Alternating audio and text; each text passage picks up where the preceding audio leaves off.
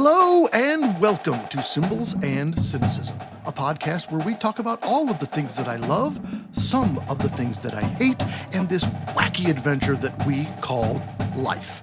My name is Bob, I'm your host, and I'm glad you're here today as we talk with Jason Robb about marching band show planning and watch where you're driving all the time. Let's get started.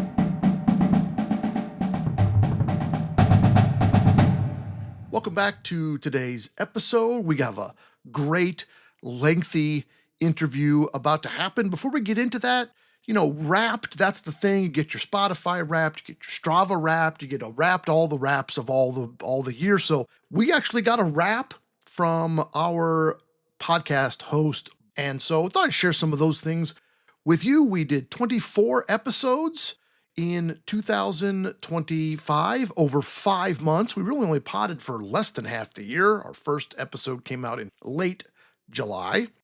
1,350 total minutes, an average of 56 minutes per episode. Quick side note there, when I started the podcast, I thought we'd be somewhere between 30 to 45 most episodes. I could not imagine having 45 minutes of things to say, and if you are a former student of mine, you're laughing at the fact that I might only have 45 minutes of things to say, so an average of 56.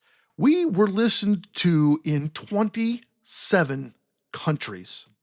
The United States, obviously, Germany, and France are our top three. For the most recent 5 episodes, it was US, Germany, and Belgium.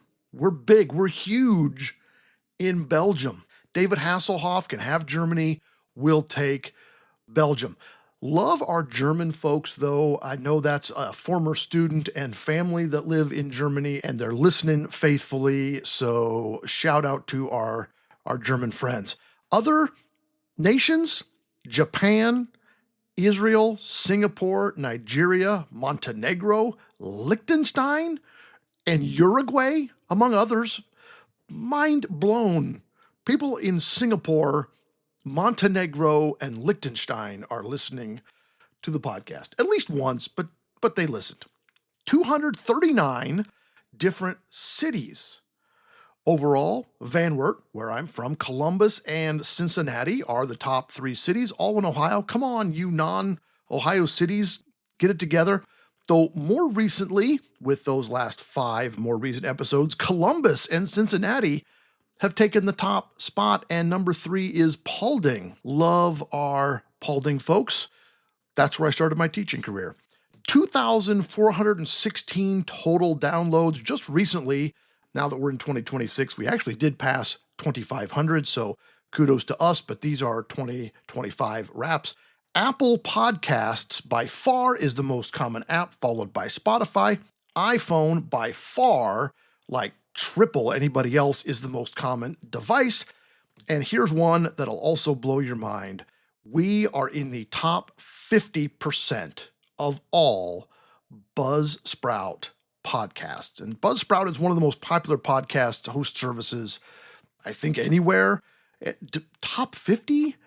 And when you start to break that down, like the top 20% of all podcasts are all hosted by like super famous people. Amy Poehler just won the Golden Globe for most outstanding podcast or best podcast. I didn't even know best podcast was a category at the Golden Globes. So I guess that's, life goals for us. But look, we know who we are. We're not famous. And we are just blown away to be in the top 50%. Hopefully we'll grow in the future. You know what? I've said it before. You keep listening. We'll keep making podcasts. So that is our wrapped for 2025. But hey, we need to be rooted in today. We're going to get straight into this episode today, skipping the fan mail, skipping the other things, because you are going to want to hear this one straight away. Jason Robb coming up with an absolutely stunner of a conversation about marching band planning. You might remember me mentioning his name before. We talked about the genius of Jason Robb, and way back in episode 13. Well, now we have the real genius of Jason Robb live and in person. Well, he's not live to you. He was live to me when we did this. Anyway, I have many times said that I could listen to intelligent people say intelligent things about intelligent topics all day. I could just listen to that happen all day. Jason Robb is one of those people. It's an absolutely captivating interview, which has nothing to do with me. It's all to do with him. So without further ado, here is my conversation with Jason Robb.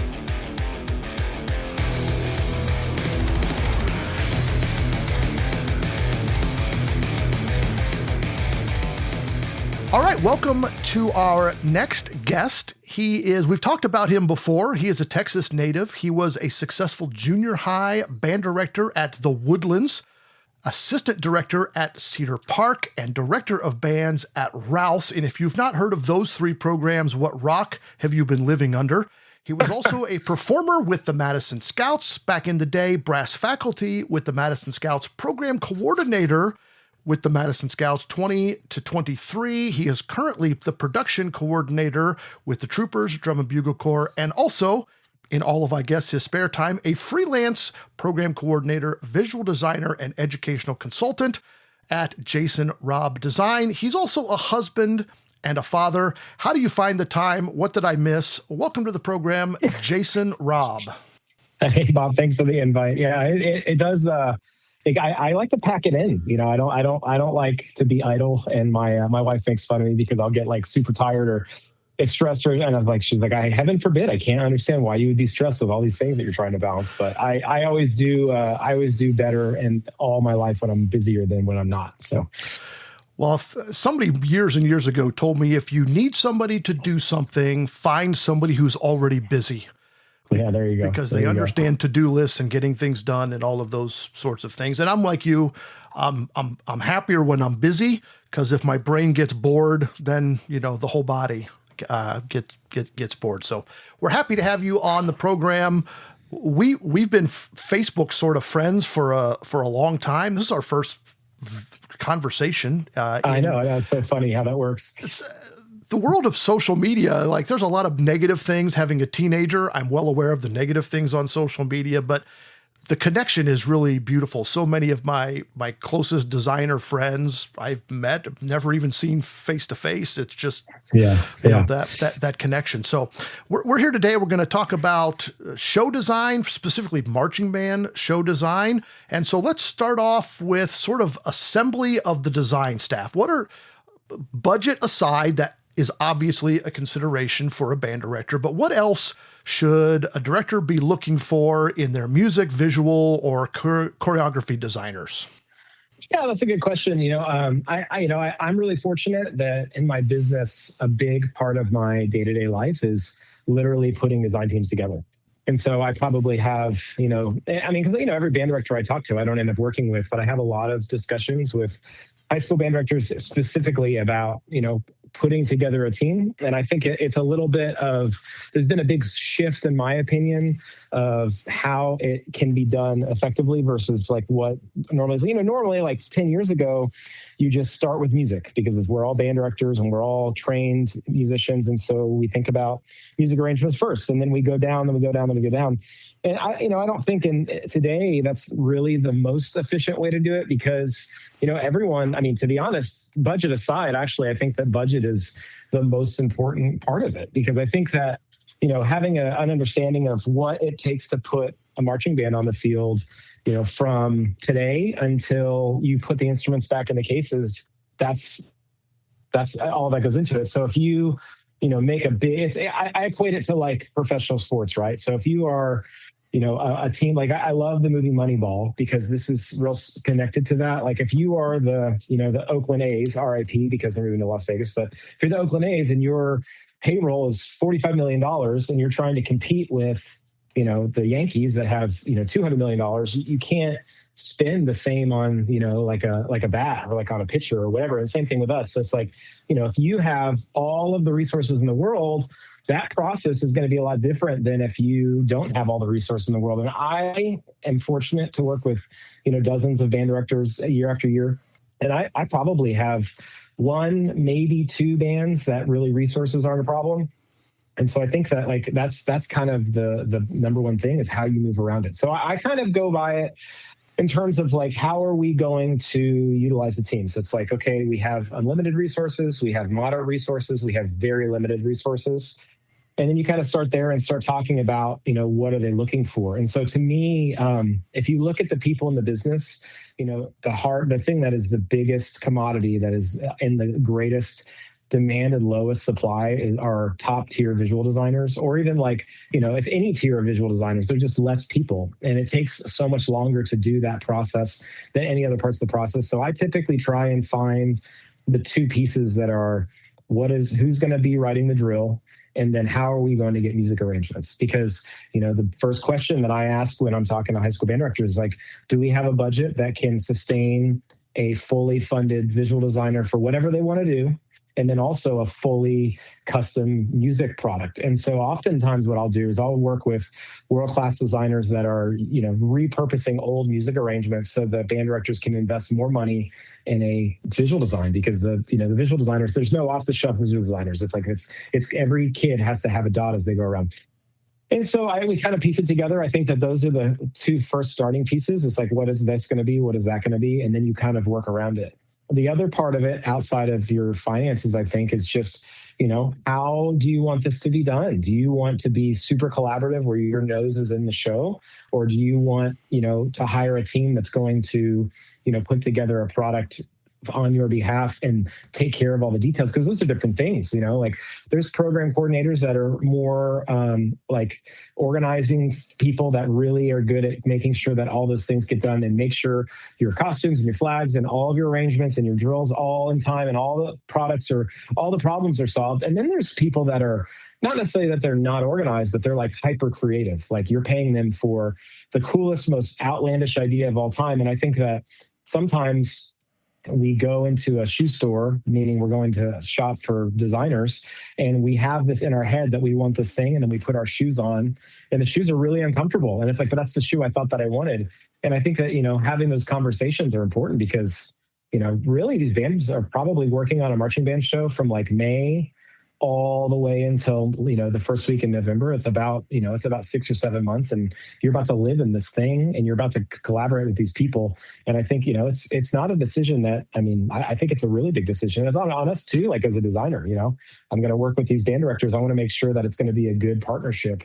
And sometimes personalities mesh really well and sometimes they don't. And I don't think people always see it that way. And so all to say that those, I think the two big things to think about is just like, how are you allocating your resources across what your marching band needs, and then also like, what do you want your involvement with this group of people to be, and making sure that that's what it fits well. You know what I mean? And it takes some conversations when you go through that process.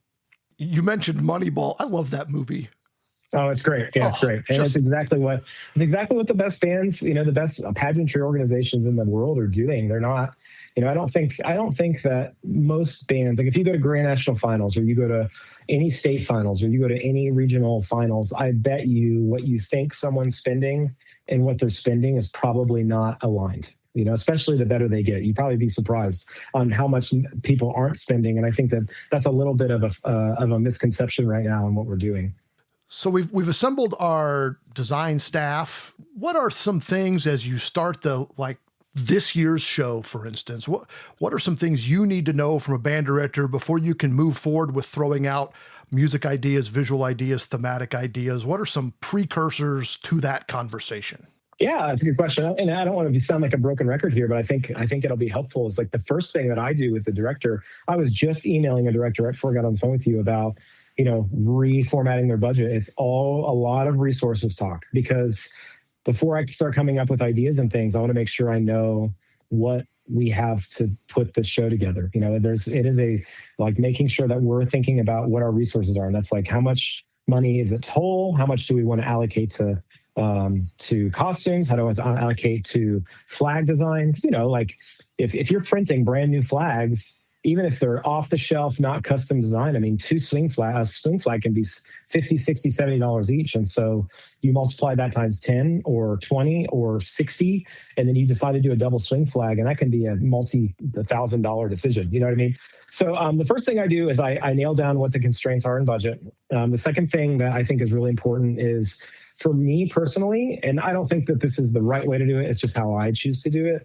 When I'm coming up with a show with a team, I'm trying to come up with a brand that band wants to elude, and I want to make sure that like the road I'm paving for them represents what they need, because these marching band shows really serve three big purposes. The number one is the community, is when they're in their community and they're performing at their football games, and the parents get to see their kids perform, like what they're doing needs to be something that is a good vehicle for the band director and the band program to communicate to the community in different ways.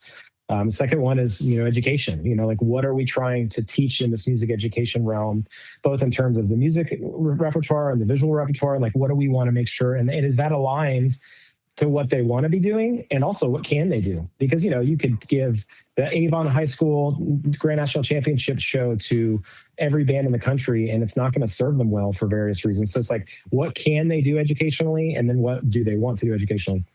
And then third, it's competition. Like making sure that we are studying the sheets. We're in a conversing with the adjudicators. I judge pretty often in the winter and in the fall. I can't judge in DCI, but I'll judge. And so I'm, going to events and getting reps at doing that. And then also studying the sheets. So I look at the rubric at what we're doing. And so I'm just trying to apply all those things. So when it comes to the band directors, when I'm having these conversations, I want to know like, what type of music do you like? I want to know like, what is your taste in terms of branding? Like, do you want to have something that's super modern and forward thinking, like the Blue Coats, or like, what Avon does, or what Broken Arrow is doing? Or do you want to have something that's more rooted in like classical music, or something that's going to, and I wouldn't say Vandegrift right now, but like Vandegrift 3 or 4 years ago, like when they were doing more orchestral repertoire, like, is that what you like? Because I'm trying to get a feel for what they want and how you want to put that together. And then the third thing is, like just trying to make sure that I understand what their resources are on the ground. I sent out a questionnaire, and one of the questions is like, your parents, do you have a lot of parent involvement?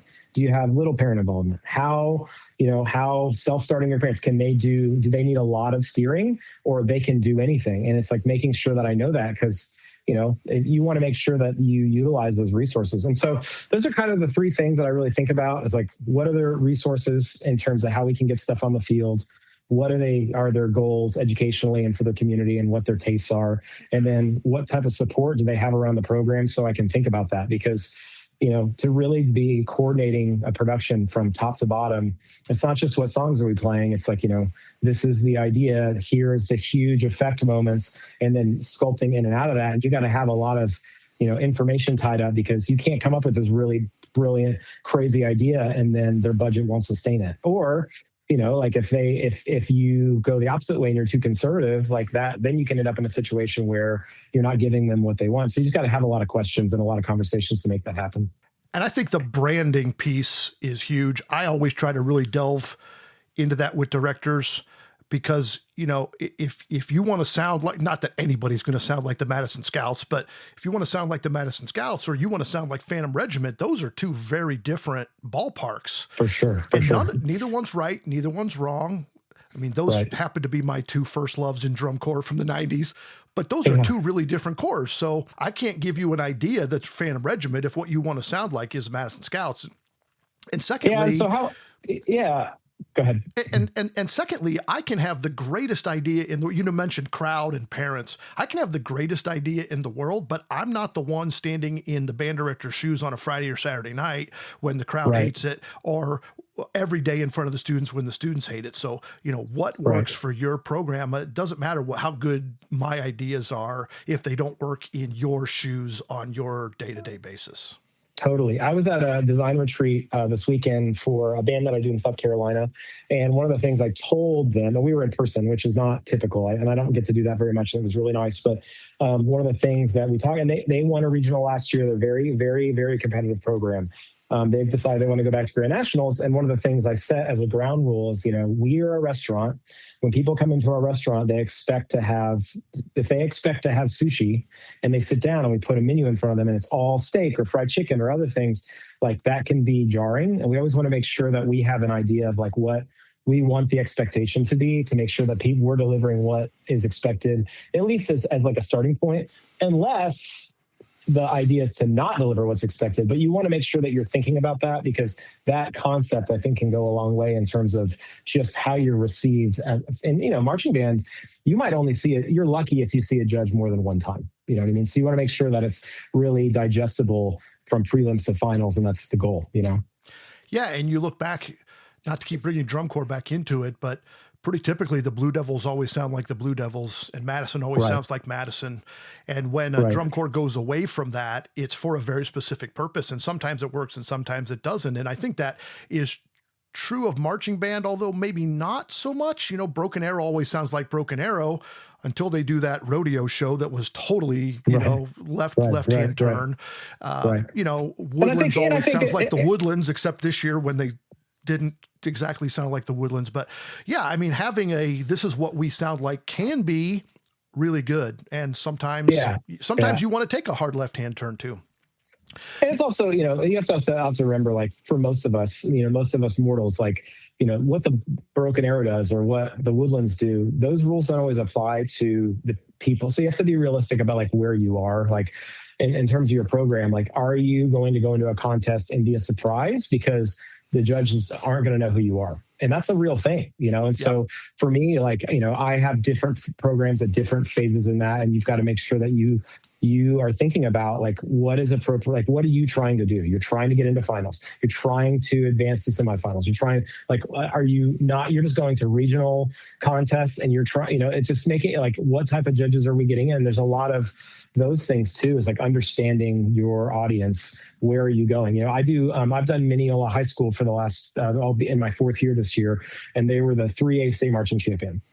I do their visual design. I'm also the program coordinator, and they are living a life where they get the most eyeballs in the very last show that they get, and so I have to take a pathway with them that's different than, say, Dripping Springs or Rouse, because those guys are going to BOA's regionals, and they're trying to be top half at BOA regionals. They're trying to make finals at every state marching contest, and then at BOA San Antonio, and then obviously like Dripping Springs at Grand National finals. Those two products have very different needs competitively, and I think that is important to think about when you're making choices, because it's just not the same. And it's like their goals are different. And so you can't approach them the same way at all. It's important to be realistic with those goals. If you've never gone to a BOA event, you probably shouldn't walk in thinking you're going to make finals necessarily. Unless you really have and not that you can't. No, right. Not that you can't, but yeah, for sure. Yeah. And you've got to take a different timeline than, say, what like Vandegrift is doing. Vandegrift has won 3 of the last 4 BOA Austin regionals, so they're coming out of the gate winning a regional. That's just not the same goal as like what we had with Dripping Springs the last 4 years. And so it's just understanding the game. And I think that what we're talking about is the greatest thing that a band director or a band staff can lean on a design team, because we just have more reps, there's always like a saying of like, the band that gets the most quality reps is going to do the best out of a grouping of bands that have the same ability level. It's the same thing with designers. I just have made more marching band shows than most. Not saying that I don't make mistakes, but that's where I can have a lot of expertise, and there's band directors have their own expertise for the community, or like what their kids can do, or there's things that they know. It's like just making sure that we're wearing the different hats on purpose and not trying to cover common ground, if that makes sense. Little bit of a left-hand turn here. Do you think having been a successful band director gives you an advantage as a program coordinator versus somebody who, you marched drum corps too, but versus somebody that was only a performer and then trying to do this? Do you think there's a difference there? Oh, 100%. Yeah. I have an advantage for a couple of reasons. Number one, I was really fortunate to have 2 really successful jobs where I came into a system that was working. When I was the assistant at Knox Junior High, that band was an honor band finalist. I came in, I got a lot of, skill sets there. Went to Cedar Park High School. Obviously, they had already been winning state championships and doing really well at BOA regionals. They were Grand National finals already, so I got a lot of skills there. And I helped at both those places along the way. But I learned a lot. And then I got my job at Rouse, and when I got to Rouse, it was not in very good shape. The boosters organization was not raising very much money. The student culture was not very good. There was a lot of good things happening that were potentially helpful, but we were not getting a lot of kids from the middle school. And so I was really lucky, because I went from good learning environment to, okay, look, let's see what you can do. And then, I was very ignorant to think that I was going to be really easy and successful. It was really hard those 4 years I was there. And so I go now into the design realm because I have a parallel with band directors, because I don't typically, we don't typically get hired by a Rouse. Like Rouse right now, I mean, I've been doing the Rouse band shows since 2016. So I've been there almost 10 years now. And it's like, that program I've grown with. So like, I don't typically get hired by a Rouse. I get hired by a Rouse 10 years ago. And so it's like, I can, relate to when I get hired by a band director where their program is, because I've had those experiences across my career. And someone that hasn't been a band director, they don't know how. And that's honestly, from my business, it's helpful. The other thing too is, like I want to do fun and cool things and be creative. And that's a different part of my personality. My mom was an interior designer, and I grew up kind of around creativity and whatnot. I'm ADHD, neurodivergent. And so like, I've always been a very creative person. Teaching's creative. Yeah. Like you sit there and have to figure out how to break it apart. And so for me, I think I both can bring that organizational, experiential part of it to it, but I also, can be friendly because I can put my ideas in band director friendly terms. So it makes it easier for band directors to digest. And I've got band directors that are really creative. Derek Woods, the head band director of Dripping Springs, is really creative. Really good at bringing stuff into meetings and taking my ideas and spinning them on their head. And it's really, really helpful. I have other band directors that don't want anything to do with that. They just want to. And so like the band directors that don't want to have any part of the creative process, I can translate my stuff into that speak that they're comfortable with, so they feel comfortable signing off on those decisions, if that makes sense. Yeah.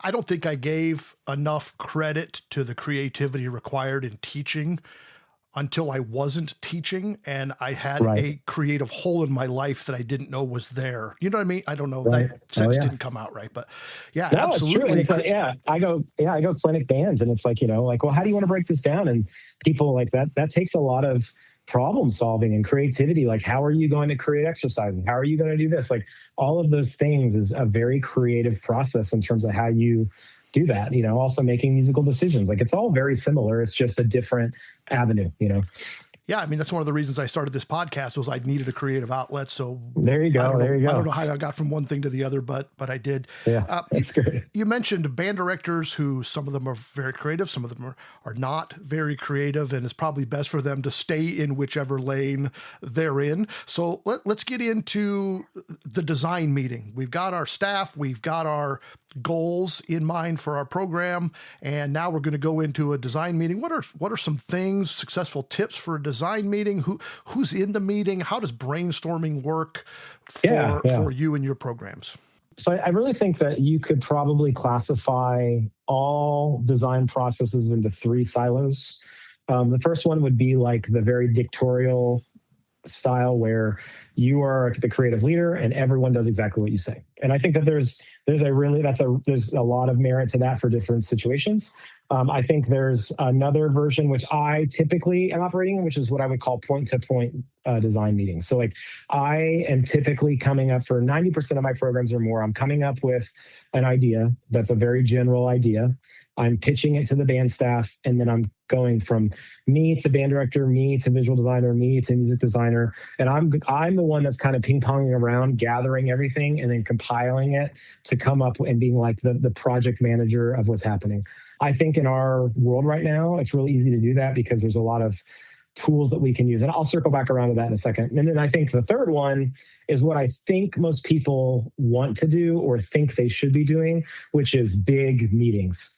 And not that there's anything wrong with that, but that is very time intensive, and you can create vanilla ice cream very easily. And I have stories for that too, where every time you're just constantly having Zoom meetings and everyone's on it. And if you think about it, like, it's not super efficient to do that. I think there's purposes and reasons that we can do it. And it makes us feel good because it makes us feel like everyone's involved, but it's not very efficient with our time. And it ends up kind of minimizing and maximizing the wrong voices. And if there's 7 people in a room and we're talking until we all are happy, that means that you've got a very middle of the road idea that can be, we can talk it till we're comfortable. So if I come up with this idea and someone doesn't like it, but if we could do this, then I compromise. And now that's, a foot farther away from me and a foot closer to this other person. And you keep doing that. And now you've got an idea that was had a lot of memorability to it, and you can kind of talk it into being vanilla ice cream. Well, if I want pistachio ice cream and you don't like pistachios and I take the pistachios out, well, now it's not as special. And so for me, I think that what's important is, number one, because of just digital life, we have an easier process than ever to communicate from far away. So like Zoom meetings, playlists on Apple Music or Spotify or whatever streaming service you want to, YouTube. I really like to use Pinterest. About 10 years ago, I hired someone to design like a logo for me, and they had me create a mood board on Pinterest. And now like I have a Pinterest mood board that I use for every product that I do. And I think it's really helpful to like show people different things. Like I'm compiling different looks and different ideas for props or different ideas for parts of the show or different ideas for costuming. And it's really helpful. Collaborative playlist lists where people are putting things in. I have a lot of times I'll have like a program will have like a vault playlist where they're just putting a bunch of stuff on a playlist. And then we start pulling things off of that into show concepts, which is really easy. And then I think, having that dialogue, like I try and have a lot of dialogues with the head band directors and a lot of dialogues with the design team and the band director. I kind of charge with getting all of the ideas of the staff into one person. So he or her and I are having a lot of one-to-one conversation. If I'm talking to 3 or 4 or 5 staff members from each program, if I do 10 or 12 coordination projects a year, which is kind of what I do, that can instantly be 50 threads of communication. It's not very efficient. And so I think that brainstorming is great to have with the band staff. Like, do you have any ideas? What do you like? What are you thinking? Because typically a band director or a band staff will have an idea and they'll have like a title of a show or a show about, they have a couple songs that they like, and they might have 1 or 2 ideas. And that's very surface level from what it actually takes to put on like a really fully coordinated production. So I'm not really threatened by that. Like, that's great. Let me take that. Or I'll say, I'm having a hard time with that. Maybe we can get to talk about it. But I typically, that is actually helpful for me. I'll come up with, I'm a musician too. So I'll come up with playlists, work on that with the band director and with the arranger to find things that we like. And sometimes it's all good. Sometimes, Ryan George and Andrew Markworth, who I both worked with, are really good at like, hey, I really like this. This is something very similar, but I like this better for these reasons. And I'll kind of sub things out. And I think that's good. And I typically kind of do that point to point, but that works for me. It doesn't mean it doesn't work for other people. There's different designers that have different processes, but I think that, being that communication thread that brings everything together has worked well. And it's been an efficient process for all these different projects I do. So when you come in with brainstorms or you come up with an idea, the music person, the visual person, band director, et cetera, how do you as the program coordinator know that the idea is good or not good, and how do you, what's the best way to communicate that, especially on the not good side, right? You don't want to hurt anybody's feelings. Yeah. There's only really 3 kind of like what they would call like the third rail with trains. Like I don't ever want to put high school students in a position where they're doing something that is going to be emotionally dangerous. Every once in a while I'll get, someone that wants to do a show about death or about suicide or about things like that. I don't really like that. I also try to keep, political themes out of the students because I just don't think that's appropriate. I don't personally want to deal with that. And then the third one is like trying to be so abstract that it's not clear. Like I said before, high school, and I not that I don't do that sometimes, but like, every time I get to that point, I've realized that there was a mistake. And so those are the only things I think are really, I try to shoot down. When it comes to other ideas for music, we're thinking about tempo. Is it a good pageantry tempo? You don't want to be a lot faster. You don't want to be like 90 to 150 is like off limits, or I guess 91 to 149 beats per minute doesn't really work visually very well. So you want to make sure that it's in good tempo. You also want to make sure like this is cool. Is the melody playable on wind instruments? It's not super hard. And then also like, does the song have enough depth, or does the song have enough, the content have enough content that we can pull out into a wind arrangement? So that's important. And then also like visually scale, like, okay, does this idea, is it going to scale on a football field really well? Like a football field is enormous. And so a lot of times I'll work with people that are really successful in indoor, or at least are really active in indoor. And they don't think about the difference between when I'm looking something in a gym and I'm 20 feet off of it. Now I'm going to back up into, a football field.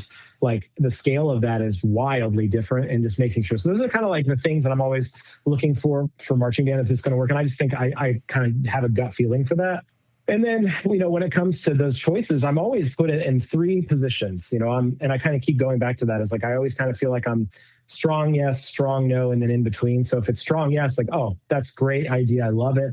Like, totally, let's do that. Middle is, if you really feel strongly about that, I don't really have a strong opinion, but I don't, I think that these are some other options, but it doesn't really matter. And then the third one is like, I really do not think we should do this. I typically don't ever get to that point with my clients. But if I do, and like a client wants to do something, said we can do it, but I'm going to tell you, like, if we get to the October and I'm wrong, I'll tell you, you were right, I was wrong. I don't think that's what's going to happen. And this is going to be an I told you so moment. I don't really ever get to that situation. Sometimes it happens and I am wrong. Typically it's not. It's like, you can kind of just know it. And they're all, all various things. It can be about 1,000 different things, but I kind of try and live in those three gut moments anytime. How far do you get into the design brainstorm process before yes, this is the show, this is the great idea, this is the one we should use?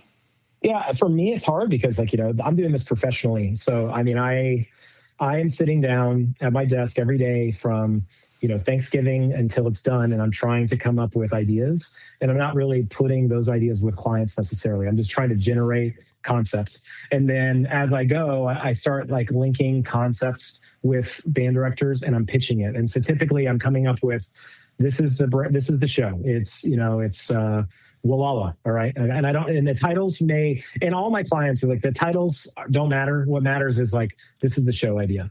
And then I kind of break it down. This is how I see the show. This is a 3-part show, 4-part show, 5-part show.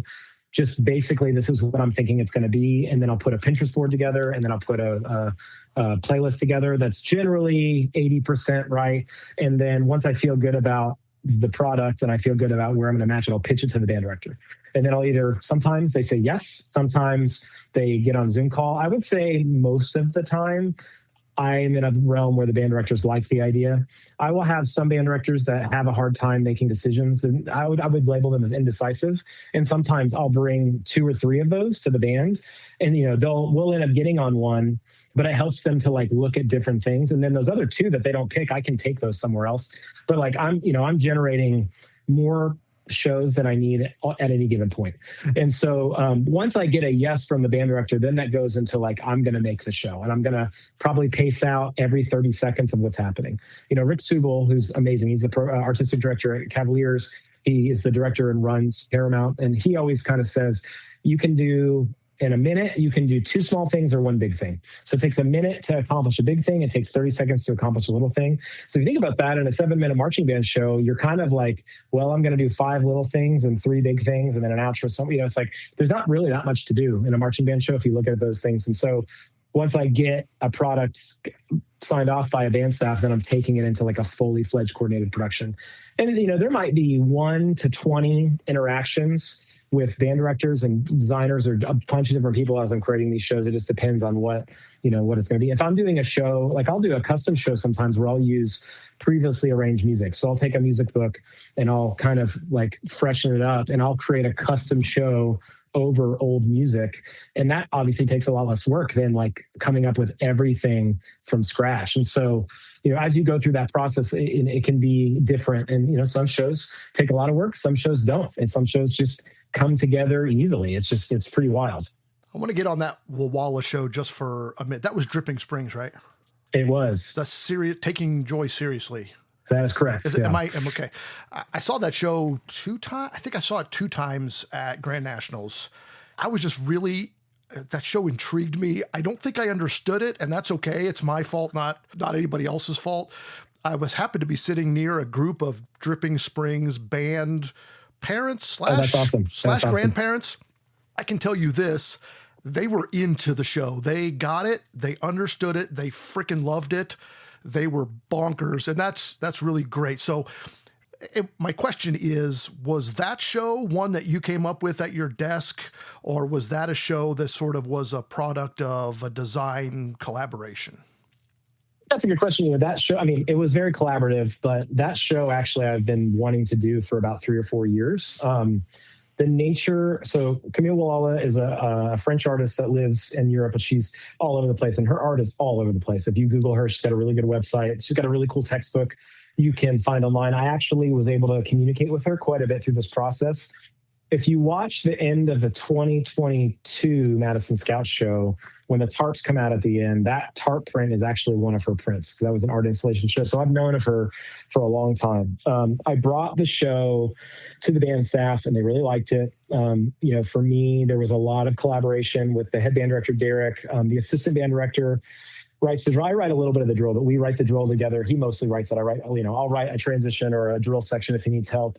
Percussion director writes the percussion beats. A really good friend of mine, Robert Saladen, who used to be the band director at Leander High School, writes the wind book. Justin Shelton, who's the sound designer at the Troopers with me, does the sound design. Tykeem Rainey does all of the wind choreography. He does a lot of stuff. He does routes with me, and he used to be the color guard director at Reagan. So there's a lot of in and out of all of that.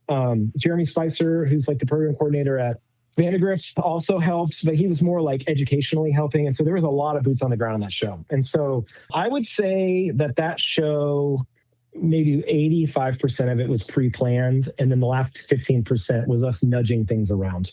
And so when we came up with the show, I knew that band has a lot of limits. There was only 20 or 22 color guard members on the field, which is a huge hurdle in that arena. And so doing something that had a lot of aesthetic to it. I mean, if you look at I think there was something like 89 pieces of props and tarps and aesthetics and stuff on the field on the show. So like just getting that stuff on and off the field was a huge hurdle. And so, I presented the show. I presented the idea that each movement of the show would kind of represent one of her textures. So like the first movement was dots. If you watch the Orama movement, everything on the field is all just dots. The second movement was dashes. The third movement, the ballad, was about the lavender windows. That is a big building that she's done in Brooklyn. And then the closer was squiggles. And it was basically just like completely all off the rails. And so as you look through those parts, it's very literal, and you might not know, but that like when you're watching the beginning of the show, the music sounds very pointillistic, and that there's just dots all over the field, and you might not realize it when you're watching it, but you do subconsciously that it's coordinated. Same thing with the second movement. There's like it was Stravinsky and a lot of pointillistic music, a lot of straight lines, a lot of dissonance, and so it felt that way. And so as I'm going through that, when you're doing something that was what I would call a high school band show that's at a world-class level, like you're trying to compete at the highest level. They were 9th at Grand National. So like they're trying to be one of the top, 15 bands in the country. You're trying to get as much depth through design where, that band, Nola Jones might have seen that show 7 times. And so you're trying to get as many layers that support the concept as you can. And, I was really fortunate on that project that I just had so many people around that could bring things to it that just kept elevating it and kept elevating it and kept elevating it and kept elevating it. If you go Google Austin Regional, when they went out to the Austin BOA Regional, all of the props were just white because we had so much to do that it took a long time for that whole show to kind of be put together. But I think that the end was definitely a super collaborative project. But I think most of the collaboration came on the back end as we were developing it, as everyone started adding their layers. Justin Shelton keep adding electronic layers. There's a part at the beginning, the closer, we finish the ballad, and the winds kind of like follow the leader around the center prop, and then a percussion thing starts. That whole 32 electronics section was not planned, and we added it as we were getting to that section because the band staff had this idea, and it was really cool. It was one of the only fully electronic moments at Grand Nationals. But like it was kind of a really cool thing that was added to an existing timeline. You know what I mean? Yeah. And it was very organic on how it happened versus like, that show had a very structured timeline that we probably finished in January last year. And it just, slow adjustments across the process. That show probably the last 2.5, 3 weeks, nothing changed except for maybe cleaning changes where we were just ripping this out or changing this because it didn't sound good, or how can we make a subset here so the kids can be cleaner. But, so to answer your question, it was very collaborative, but I think that, I was kind of the ship steerer as we go through the process. I would say Derek and I are the ship steerers in that process. That's interesting. I enjoyed that show. I didn't know anything about the art pieces of it, coordination with an artist. Very similar just in basic idea thought to what Flower Mound did. But the difference was two different artists, one extremely well known with Flower Mound. And I would say Dripping Springs, Right. not as, I didn't know that was an artist. Of course, I'm not that connected in the art world, but two totally different ways of doing very much the same thing. Is here's art, here's how we're going to talk about it musically and visually. Interesting stuff. Yeah, and for that band, the band director Derek Woods really feels strongly that the show, he wants the show to have an emotional component that he can teach through. And so, like finding joy in your life was really something that really he latched onto. And so each part of the show, it's a different joy. It's like, there's different things that we can learn from it. And so for them, it was really helpful because it was easy for the kids to understand how they're supposed to feel. And I think that as you go through that, you can see that if you go back and watch it on YouTube, like, oh, that makes sense. And like, the artist's art comes through that way. I mean, if you just Google Camille Walala, I mean, the stuff that she does is wild. And so I think that was another choice that we made because we wanted to ensure people paid attention to us. And the only way we could do that was be as loud as possible. And because of the band does play loud, but like visually we were very loud as well. And I think that was all part of the decision making in the beginning, because they went to Grand Nationals 2 years ago and missed it by 1 or 2. And we just didn't want that to happen. We wanted to make sure that we were undeniably included. And I think sometimes the band, you're up there and you're judging, and one of the final question is, do we need to see this again? And I wanted to make sure that the very last thing that the judge thought before they put their number in the competition suite is, we need to see this again in my caption. And I think that we definitely achieved that, which is awesome. So. A little on the music side, because you mentioned some music a minute ago. Tons of music used in the marching arts is, I don't want to say obvious, but things like Stravinsky, things like etc. But then so many times you hear the repertoire at the beginning of the show when the announcer reads it, and you're like, I have never heard of some of those composers or creators. Right. What resources do you or other designers that you work with use to find new music that is inspirational, but maybe not readily known or in the mainstream? I would tell you that I probably am listening to music minimum 6 hours a day. And I right now I'm kind of I'm in acorn mode where I'm pulling out acorns that I've said, like, let's say all my shows are done. I've got all my shows figured out sometime between late January, early February. From that moment until this time again next year, I'm just storing music away. And so I personally like Spotify because of the algorithms. It's a little politically divisive because Spotify doesn't do as good of a job of actually paying their artists maybe as some of those other streaming platforms. When I'm listening to music for joy or just because I want to, I listen a lot on Apple Music or even Tidal because it's hi-fi. But like the algorithms that they've created, they're using AI to create algorithms that generate, check out this, you like this, check out this. Right. And that stuff, man, it is incredible. And it's just, number one, you just have to listen a lot and you have to be very focused on what you like. And honestly, when I'm listening to music, I have a playlist that just is liked songs. And I just find music that I like, and I'm constantly listening and just taking in content. And I do that on YouTube. I do that on Spotify. I do that on Apple Music. I do that on Tidal in different ways. And then I'm collaborating with the different people I get to work with because they bring stuff in too. And it's just, you're just trying to stay there. And it's like, sometimes you're going to use something that's clever, that is programmatically themed into what you're doing. Sometimes you need something that represents what you want it to feel like. And I think that the other thing is, melodic memory is really powerful. You remember the first time that you heard, Jupiter from the Planets, and you have an association with that. When I was at Cedar Park in 2015, we did that show as a staff. So myself, Evan Van Doren, who's a very successful arranger now, Justin Sullivan, who's been the program coordinator at Hebron the last 5 or 6 years. That was the staff, and we were creating these shows together. And we did an opera show where it was all very modern, and it was like these really cool black and white opera posters. And Jess and I kind of had figured out this music timeline that we wanted. And the beginning of the show, was the Marriage of Figaro, and we knew that we were going to be doing the Barber Seville, and we knew the beginning of the show was going to be comedic. And so I was like, it was a very hard sell to the band staff. I was like, we need to title the show What's Opera Doc?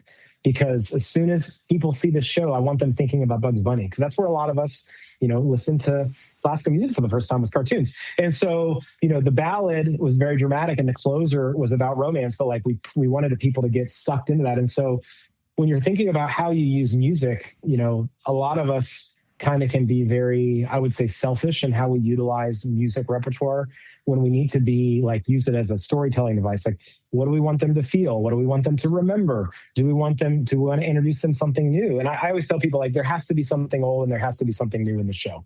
Like, you can't just do all dead, romantic European composers. This is not going to work. And so, give the people what they want. If they want to hear, Stravinsky, let's give them Stravinsky. If you want to hear Shostakovich, let's hear Shostakovich. But also, like, what's that thing that we're going to bring in that's new? And I think that was kind of, that's the cool thing that you can do. But it just takes a lot of time. And I hate to say that, but it's like, I'm probably, whenever you do that Spotify Wrapped Up, I'm always in the 0.01% of users because I'm listening to so much music every day. Mm-hmm. Yeah, and I think so many band directors want there to be recognizable music in their show, whatever that means, whether it's pop or classical. And I think as I've matured over the years, I think I'm more in that camp because as I watch shows, even for as knowledgeable as I am and as much pageantry as I watch, I'm still more engaged in shows where I recognize the music in at least part of the show. Well, yeah, and then that's like exactly the right answer. Like, it needs to be all things. There's not a right or wrong answer. It's yes and. So, like, yes, we do want to recognize, things, and we want to do this other thing too. And so I think that like those instincts are correct. And it's like if you're sitting there and you feel alienated because there's also things that are familiar but might not be right. And so I think that all of those things are correct. It's just, you got to make sure that you are using all of your resources and all of your tools. And so that's what I kind of always, just encourage people to do is use all your tools. It's not one answer, it's both of them, and we say that a lot of the troopers, like we'll come up with an idea or like Tim will come up with an idea or, someone will have a concern. And I, as the facility, like I'm more of a facilitator there. My goal is like, okay, yes. And like, that's a good concern. Yes. And how can we do both? And I think that that's important. You know what I mean? Do you feel like there is a relationship between quality of the band versus how weird or different they can be? Like, better bands can do things that are less well known versus if I'm with a weaker ensemble, I should do more of the expected usual? Or do you think that there's no correlation there?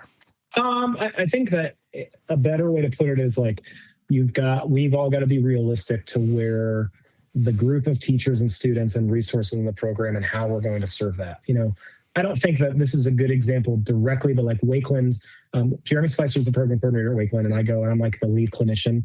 And so I go and do a lot of the teaching there. And like that band staff is really good at marching and playing and teaching drill and doing that stuff. And like they kind of put all their eggs in the basket because those are the challenges they want.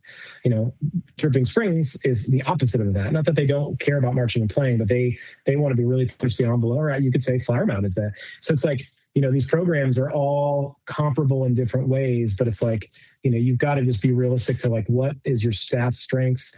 If you're going to start pushing some of their weaknesses into that, like, what would that look like? And just have to be realistic to what it's going to be. And it's like, making sure that you do something that people care about. Like, how are we going to care about this thing? And so, and it's like, a lot of that comes with how all the pieces come together. And so I think that, if you have a prop budget of $1,200, you've got to think about that as you're designing your show.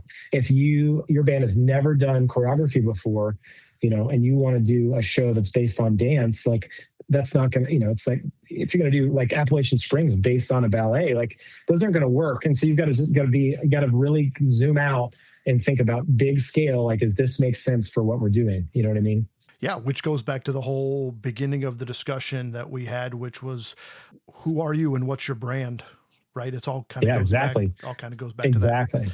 What are some, without calling out any directors that you work with, not that they may be listening to this podcast, but what are some like do's and don'ts, generalities for a band director that would help or hinder the process as they come in hiring music and visual and program coordinators?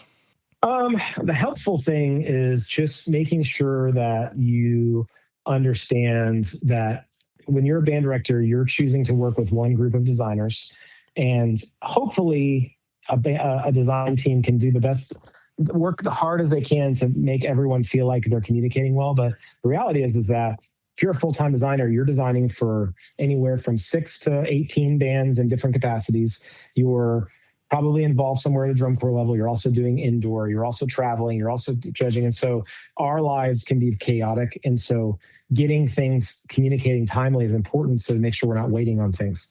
The second thing is being decisive. And then once a decision's made, we're going on to the next thing, and then trusting the process.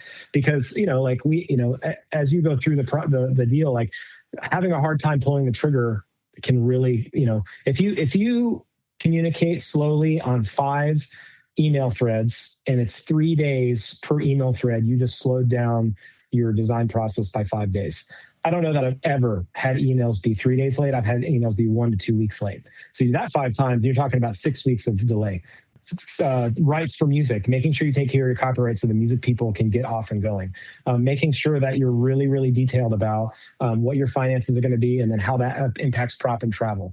And the other thing too is just making sure that, like, as soon as you think those things, you're communicating. And so all boils down to like getting your processes for communication to be the quickest as possible, and then defining the best way to communicate with the designers. I personally prefer email. I think email is the best way, because if I get 50 to 1,000 text messages a day and you text me, I might read your text and I'd forget it. Like, I don't mean to forget it. It's just hard. Like, I think email is good. And at a minimum, just establishing communication standards. And then the other thing too is just, making sure that you're hiring these people to do this thing, and then let them do this thing with support from what you need. The more information that you're giving on each one of those layers up front is going to help. Don't, listen to, if, like, let's say you're going to play, you're going to do Bartok and Sheriff Orchestra. Okay, well, that's like a 30-minute piece. Well, what parts of that do you like? If you're going to coordinate with anyone that's working on your marching band show, like, what specific parts of the show do you want them to do? Don't have them write a 2-minute marching band chart based on a 20-minute orchestral work, and then be disappointed that they left out your favorite part because you didn't tell them. And so I think all that stuff is important, but I think that, like, the biggest thing is just to hammer home is communication. You know what I mean? Just making sure you're communicating as clearly as possible. Oh yeah. I mean, it all goes, I don't care what line of work you're in. I think everything in the world goes back to communication, right? Absolutely. Side question here. I guess this wasn't on my list, so I apologize. As a designer, where you mentioned you're working with 10, 12, 20 groups, I see some people online that write for 30 groups. How do you make sure that each group doesn't start to look like each other group? Yeah, that's a good question. The hard part is you gotta figure out what your capacity is. I have basically 3 different coordination group like buckets that people fit into, and then I have basically 2 drill writing groups that buckets fit into. For coordination wise, I'm doing highly competitive, customized shows. That would be like Dripping Springs and Rouse, Catawba Ridge, places like Waxahachie, places like that are like, those bands are, they are trying to do the top of what the activity wants. And, they all have their needs, but it's very, very difficult. And then I have what I would call a custom client, where they are getting the same care that those advanced clients get, but I'm much more pulling them in to be a little bit more what I would call conservative, just because, their programs are aspiring, they might make finals at a regional, they might make a state marching contest, they might make area finals, but they haven't gotten to the place where they're like one of the, the top 12 in their state or whatever. And then honestly, I do a lot of resale shows where I do like, I'll take an old show and I'll freshen it up. Or sometimes I'll just sell it as is. Sometimes I'll rebrand it, but it's just a really affordable way for me to help a band director have the best product. And then also, like, I have the capacity to do it. And then drill wise, I'm doing only a certain amount of very large bands over a certain number. And then the other half are less than that or more than that. It's usually like, if I'm doing 8 to 10 drills, I'll do 2 to 4 really big bands. And then all the rest of them are much smaller because, just harder to write big bands. And so for me, as a designer, you have to stay organized. I think the best advice I ever got was from Chris Yee. Chris Yee is the director of bands at Cedar Park, and he's also he's on the executive board for the Texas Bandmasters Association. And he told me, he's like, when you make a mistake, the best thing you can do, and he was talking about it in regards to a parent phone call. but I've just adopted it as a designer. Like if you mess up, what you're going to do, just pick up the phone and just say, I messed up. I'm so sorry. And like, this is what my plan is to make it better. And every time I've done that, I mean, the band directors, they don't want to be mad at you. They don't want to feel like their shows in an issue because of what you did. They want it to all go well. So if you can just, communicate to them how you're going to make it better, they're usually going to be okay. And I think that's the real thing. And I think, so the original question is, how do you make everyone look different? It's just your capacity. You just have to do your best to, there's certain things that are going to be the same. We're going to have different types of backdrops and printed vinyls and all those different things. They're going to have swing flags. They're going to have different looks, but you've got to just do your best to make sure that you're being aware of, like how you're going about those different things. And, sometimes I'll pitch a show to a band director and they're like, hey, a band right next to us did something very similar. Like, oh, I'm so sorry. I didn't realize that. I'm glad that you let me know. Let me think about this and I'll get back to you, versus like getting really defensive. You know what I mean? And because that can be not good. We talked about a lot of topics today. Anything else that is on your mind about show planning, show design, final tips or tricks for band staffs or designers? Yeah, I think that, I've talked a lot about like what the band director should do. I would say, if you're a young designer, all those things come back to you. Like you've got to trust the band staff. And ultimately, like I'm really fortunate because I'm making a financial living. Like I'm making money making band shows, which is kind of silly. It feels silly sometimes. And I don't think I take it very seriously. But it's like, all a band director wants is their kids to be taken care of. And, they are basically, hiring me to buy a product. And my goal is to make them glad that they made that decision. And I think that it's hard when you're creative and you're trying to put all of this love and care and energy into something. And then as people dissect it and tear it apart, you have to be very measured about how you respond to that critique, because I really like the executive producer, Vince Gilligan. He did Breaking Bad and then Better Call Saul. And then he's got this new show out, Pluribus. And I've listened to him on podcasts and stuff. And he said, young in his career, he was very dictatorial about how he did. But if someone has something that they feel like is wrong with some of the work that you're doing, what they say might not be right. But it doesn't mean that there's not something that's not quite right about that section. So if they don't like the section of the show and they're trying to provide feedback, you might not think that feedback's correct, but what it might be saying is that there's part of the show that's just not quite right.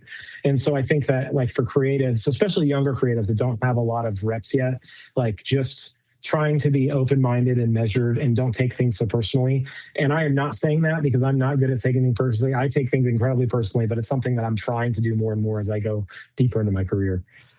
I've gotten better at that as I got older. I used to 10 or 15 years ago when I would get notes about a sketch or a draft, but that's my chord. No, it's not my chord. Yeah, exactly. It's the band's chord or the phrase or Well, you've mentioned Moneyball and Breaking Bad. Those are two of my favorite things in the universe. We need to hang out and watch Netflix once in a while. Oh yeah. I'm rewatching Breaking Bad right now, which is so fun. My wife is not a fan of that show. And so I feel like I think it's great. And that's there's so much creativity in some of the movies and the shows and things that we watch. It's just, it's a really good way to just think about things in a different way, because marching band is, very cinematic these days. Yeah, absolutely it is. Of course, the best tip any of us can give for designing a marching band show is to hire Jason Robb as your program coordinator or visual designer. If you have room in your schedule and somebody wants to contact you, how can they get a hold of you for services or ideas? Where can they find you? Yeah, thanks. I have a pretty established website. It's just JRobbDesigns.com, 2Bs, JROBB designs.com. And you can find everything you need to know there. For better or worse, I don't really put a cap on how many people I work with. I kind of more think, is this a good project for me or not? So, I'm always willing to help, or at least getting you connected. Sometimes, I'll recommend you to go to a different person because I think you're not a good fit for me. But if you need help or have questions, whatever, that's the best way to get a hold of me. Thank you I know you're incredibly busy. It's for all of us designers. This is the beginning of the end of our free time. Oh yeah. We are at the bottom of the mountain right now, trying to climb to the top. So I appreciate your time today. Do you have time to talk a little bit about Star Wars? We do a lot of marching band on the podcast. We talk about Star Wars too. Are you a fan? Man, yeah. Oh, it's like, it's so funny. I remember when I was younger, I had a TV broadcast videotape of The Empire Strikes Back. And I wore that thing out, man. I mean, it's like just so funny how you have that memory of like the first time you watched Star Wars or whatever. And, I was born in 1985, so Star Wars was going pretty hard by the time I was already a young kid. Yeah. So on a scale, we always ask first, on a scale of 1 to 10, 1 being you don't know who Luke's father is. Obviously, that's not you. Right, okay. And 10 being that you do know that Luke has an evil clone. Where are you on the scale of 1 to 10? I would say probably, there's some really crazy Star Wars fans out there. I would say I feel like a 10, but I would say realistically, I'm probably more like an 8. There's some people that go real hard into Star Wars. It's pretty nuts. Yeah, well, I go pretty hard. So we'll stay. This is level 1 questions here. Favorite movie? Empire Strikes Back for sure. That is the correct answer. There are no wrong answers, but that is the correct one. Favorite character? Yeah. I would probably say, I would want to say Han Solo, but I probably would say Boba Fett, but I think one of those two is good. Maybe that's my favorite hero and my favorite villain. But I don't hear Boba Fett a lot as an answer. That's interesting. So did you like Book of Boba Fett, the show? Not so much actually, but I just like all the lore around the Mandalorian stuff, and it's good. I like the Mandalorian show. It's really funny. Pete Beckert, who's obviously an amazing visual designer, always hates on. If you go to social media, he's always hating on it, which is so funny. But I would say that I did not care for that as much, but I did really like the Mandalorian series. I wanted to like Book of Boba Fett so bad, and there were points like when he's getting out of the Sarlacc pit, and I really like Fennec Shand. That was an awesome element. There were parts of it, but yeah, I'm with you. Okay, so that's your favorite hero. What about your favorite Jedi? That's a good question. Probably Qui-Gon Jinn, which is funny because I don't love those first 3 movies, but I thought he was my favorite Jedi. Not a lot. Again, you're going pretty deep here. Not a lot of people say Qui-Gon Jinn. I agree. I think he is in all of the movies, he is the best example, in my opinion, of what a Jedi should be. Yeah. He's kind of a throwback. I'm reading through the High Republic novels right now, and he is a throwback to that era when, like, in the old days, as Obi-Wan says, before the dark times. Favorite Star Wars scene, movie, TV show, anything? What do you just can't get enough of? So I would probably tie for 2. As a fan, I think it's the second season. The last episode, is it the last episode of the second season of Mandalorian when Luke Skywalker comes to rescue them? Like that, as like a Star Wars fan, that's the scene of Star Wars that we needed at that moment. You know what I mean? It was amazing. It was amazing. I would say probably, the last, and it's not a saying, it's kind of a cop out, but the last 30 minutes of Empire Strikes Back is like the best Star Wars ever.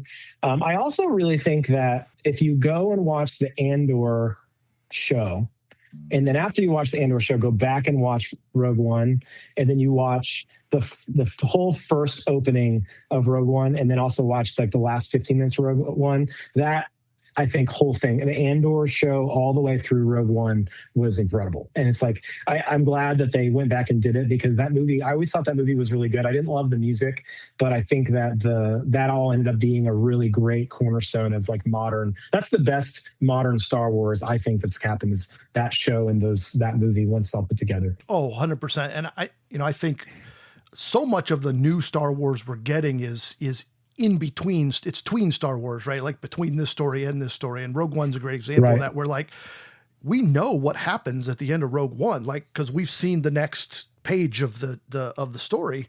And yet somehow they made me love and care and be so interested. And I don't watch that movie thinking to myself, well, I know what happens. You just watch it because you're in it. Brilliant, just brilliant. And I think Rogue One even is better now that Andor is before it, leading into it. That whole and really just Star Wars getting pushed, the new creative thread of Star Wars getting pushed by Jon Favreau and Dave Filoni is where, because when I was during COVID, we were home, but then the next year of COVID, my son stayed home and I was not teaching anymore. So my son and I were home every day, and my wife was an elementary school teacher, and we watched Star Wars Rebels and Clone Wars, and went back and watched all that. And that's kind of where all the new Star Wars is coming from. And if you haven't watched those animated shows, if they were not animated, if they were live action, that would be like everyone's favorite anything about Star Wars. But because they're cartoons, I think people, ignore it. But like, that's where all this is coming from. And I think it's really, really great. So those two guys, hopefully they just keep getting them to create content, because the content they're creating, I think, is the best Star Wars content compared to the movies that we've gotten. Oh, animated Star Wars is the best Star Wars, period. Yeah. I love Clone Wars. Clone Wars is my favorite, absolute. Rebels is second, only because there's less of it. You know, I'm doing probably my probably fifth watch through of Clone Wars. That's this season on the podcast. We're getting into in the Star Wars episodes, we're getting into the Clone Wars, starting sort of from the beginning of that series and going through. And you're right about it. Animated, people go, oh, it must be a kid's show. I'm telling you, it's not. Yeah, totally. Freaking amazing. You will go like, this was on Disney. Like, how was this on a kid's?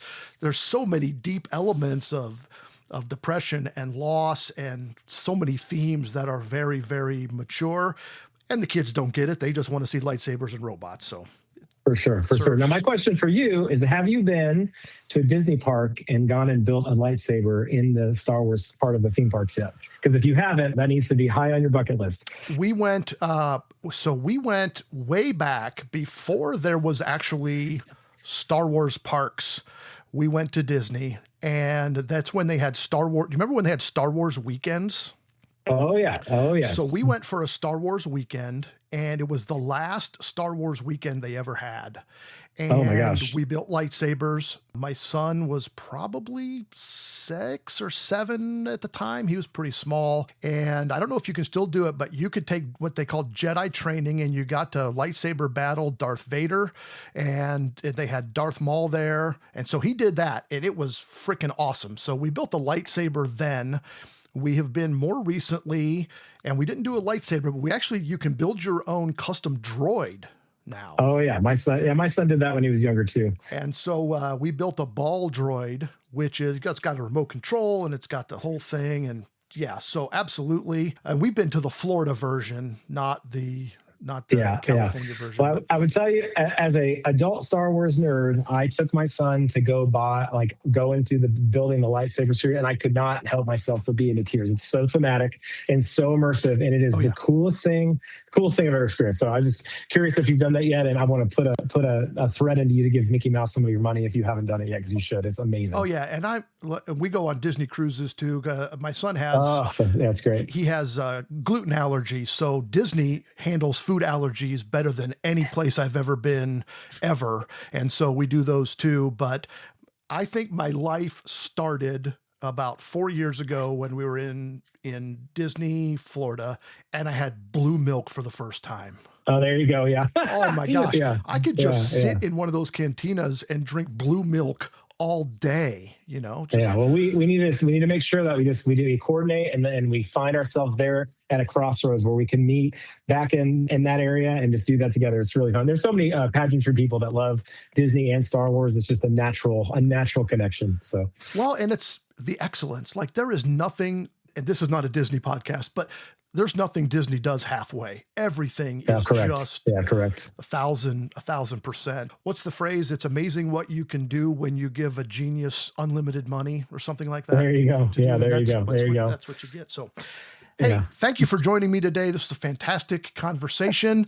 So many great insights for designers, for band directors. Good luck with all of your designs in process and or coming up. And gosh, I hope we talk again soon. This is a lot of fun. Yeah. Thanks, Bob. Thanks for having me. I appreciate it. No. Breathe. Find your happy place.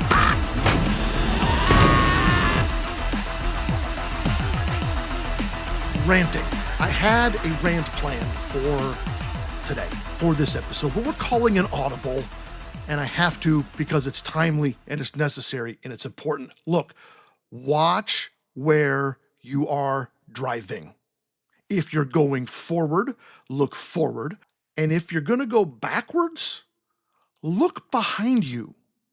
Wherever you're driving, look there. Always. All the time. All the time. Because maybe you're backing up and maybe someone is parked where you are driving toward, and they definitely don't want you to back into them. I can assure you of that. Well, there's insurance. That's what insurance for. Sure. So you backed into my car. I wasn't even in the car. It was sitting parked. You backed into me. So now I have to call and wait on the police. You don't want to wait. You don't want to involve the police. I got news for you. We're involving the police. We are filing a police report. And now I have to go get the police report, although they did email it to me. And I have to call the insurance company to file the claim, and I have to drive to the collision repair place to get the estimate, and I have to spend time driving a wrecked car, and while it's getting fixed, I have to drive a rental car, and. If you had watched where the heck you were going, we wouldn't have this problem in the first place. Watch where you are driving always. I'm sorry doesn't fix the car and doesn't get its own estimate and doesn't drive the rental car. Just pay attention. We used to tell our son one of the first things I said when I started teaching my son to drive the car is this car can kill people. Take care of the car. Watch where you're driving. I still tell him that once in a while, just as a reminder. Do you feel better? I don't feel a lot better right now. Not at this moment. But homework for the week. Great, awesome homework coming at you. Clone Wars animated series. Watch episodes 1, 10, 11, 12, 19, 20, and 21, and 22. That's it. That's the homework. Watch Star Wars. What could be better than that? I remember being in high school and one of my favorite teachers, Mr. Geisberger, he taught physics. And one weekend, our homework was to watch a movie called The Memphis Belle. Fantastic movie. World War II? I think it's a World War II movie. World War I. I don't know. It's one of those wars about a plane called the Memphis Belle, and it's about bombing, but part of the problem was trajectory and etc. Right? I was like, watch a movie as homework? Well, I'm giving you the same homework. Watch the animated Clone Wars Season 1, Episode 1, Yoda being awesome. Episode 10, standalone episode, 11 and 12. You got to watch those back to back because that's one story. 19, 20, and 21, again, one 3-part arc, one story, 3-part arc, and 22. That's about 4 hours of homework, a little less, although, you know, Disney adds in those commercials now, or maybe that's just because I pay for like cheap Disney Plus. Anyway, these are the episodes we're going to be discussing next week on our podcast episode. So if you want to get a little ahead and kind of get a fresher up on that, if you haven't watched it in a while or ever, now's a really great time to dig into that. For extra credit, you can watch episodes 2, 3, and 4. That's one, and it's a nice arc. We're not going to get into it next week, but it's a cool arc. There are 22 episodes in the season, so you don't have to watch them all. That's just part of it, which we'll be discussing next week. Okay, that's the show. Make sure to leave a rating, drop a comment, or send a message on the app of your choice. You can text the show using the link at the bottom of the description. Check out the merch store at themarchingarts.com/RHS. We hope you'll join us next week for a first full discussion about Clone Wars, the animated series, something neat with Matt, and fast lane etiquette. Thanks for joining me today. The theme music is Superfly, written by me, copyright RHS Music. The show logo is designed by John Suh. The show is produced by my sister, Kathy. I hope you'll join us next time for more reflections and rantings on symbols and cynicism.